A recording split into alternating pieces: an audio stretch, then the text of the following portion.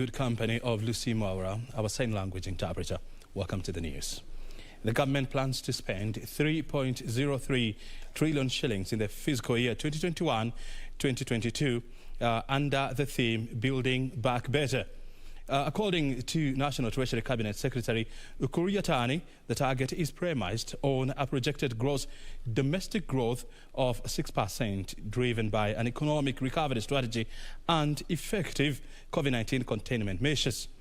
Of these, Wanjiku is expected to cough up 1.7 trillion shillings, while government is to borrow 929 billion shillings to plug the deficit. Mr. Speaker, total expenditure in the financial year 2021-22 budget are projected at shilling 3.03 trillion, equivalent to 24.5% of GDP, from shilling 2.89 trillion, equivalent to 25.8% of GDP in the financial year 2020-21. Government intends to spend 3.03 trillion shillings in the financial year 2021-2022 budget, equivalent to 24.5% of gross domestic product, compared to the previous year's 2.89 trillion shillings, equivalent to 25.8% of GDP in the financial year 2020-2021.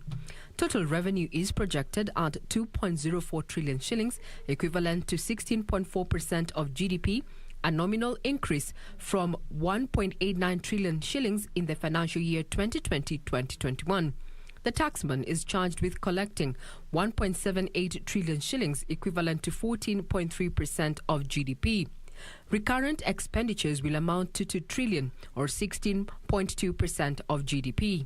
Total revenue, including appropriation in aid and grants for the financial year 2021-22 budget, is projected at shilling 2.1 trillion, equivalent to 17% of GDP. Of this, total revenue is projected at shilling 2.04 trillion, equivalent to 16% of GDP, an increase in nominal terms from shilling 1.84 trillion in the financial year 2020-21. Ordinary revenue in the budget is projected at shilling 1.78 trillion. This funding is expected to accelerate completion of ongoing critical infrastructure projects in the country. The fiscal deficit for the financial year 2021-2022 budget is projected at 929.7 billion shillings, equivalent to 7.5% of GDP.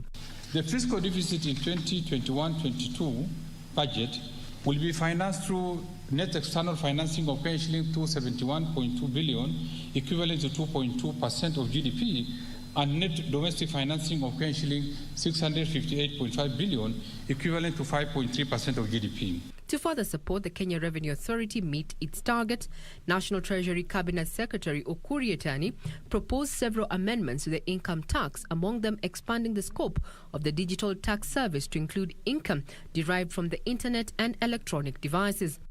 The Finance Act 2020 introduced the digital service tax on income earned through the digital marketplace. However, the current tax provision do not cover all traders who use the digital service platform to transact their business.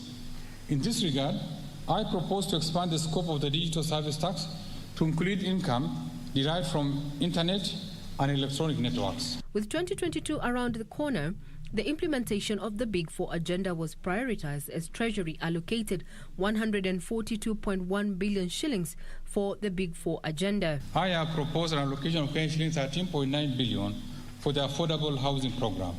The proposed allocation includes shilling 3.5 billion to Kenya Mortgage Refinance Company for establishment of the company's capital, as well as for own lending to primary mortgage lenders. Shilling 8.2 billion for construction of affordable housing units, as well as shilling 500 million for construction of social housing units. Under affordable housing, Kenya Mortgage Financing Corporation is to issue a bond by October 2021 to finance construction of more affordable houses to spur uptake of mortgages.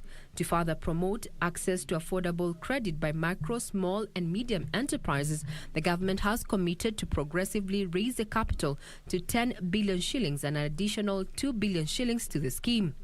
The execution of the budget for the financial year 2020-21 has progressed well, albeit with revenue underperformance, and elevated expenditure associated with the adverse impact of COVID-19 pandemic. Going forward, Treasury will be publishing a draft national tax policy framework meant to enhance the administrative efficiency of the tax system. Regina Manyara reporting for Channel 1 News.